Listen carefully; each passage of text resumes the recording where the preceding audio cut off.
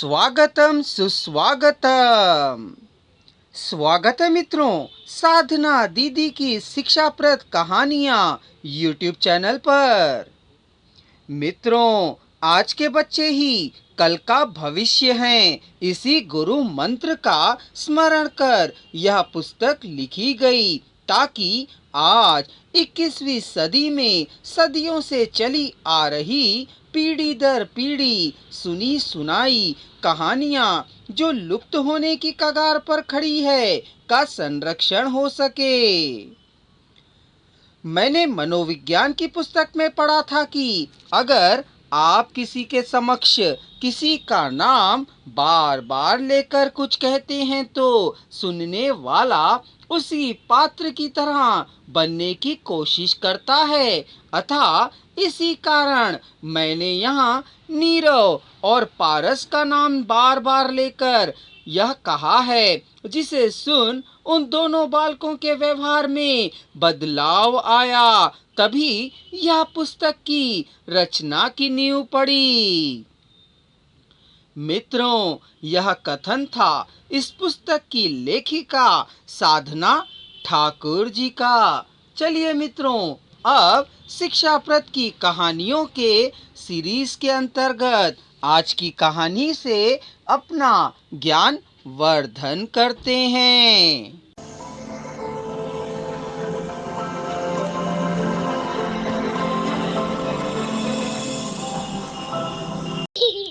साधना दीदी, हमें एक अच्छी कहानी सुनाइए।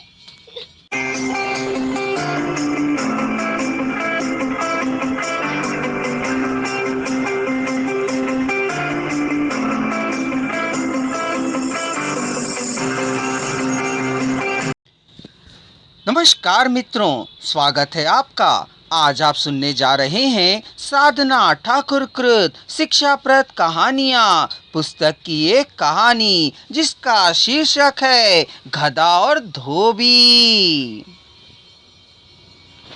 आओ बैठो नीरव और पारस बेटा, मैं आज आपको एक कहानी सुनाती हूँ जिसे आप जरूर कुछ सीख ले सकते हैं, पर ध्यान से सुनने की आवश्यकता है।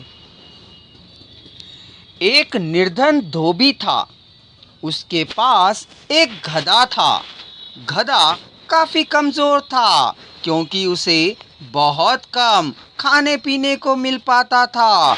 एक दिन धोबी को एक मरा हुआ बाघ मिला।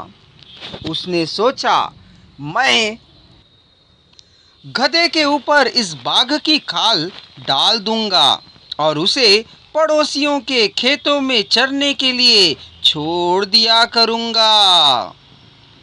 किसान समझेंगे कि वह सचमुच का बाघ है और उससे डरकर दूर रहेंगे और मेरा गधा आराम से खेत को चट लिया करेगा।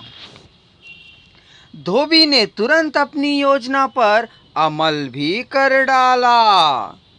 उसकी योजना कुछ दिन तक काम भी कर गई, पर एक रात जब गधा खेत में चर रहा था कि उसे किसी गधी की रेंकने की आवाज सुनाई दी। उस आवाज को सुनकर वह इतने जोश में आ गया कि वह भी जोर जोर से रेंकने लगा। गधे की आवाज सुनकर किसानों को उसकी असलियत का पता लग चुका था। तब वे सभी जमा होकर उस गधे की खूब पिटाई करने लगे।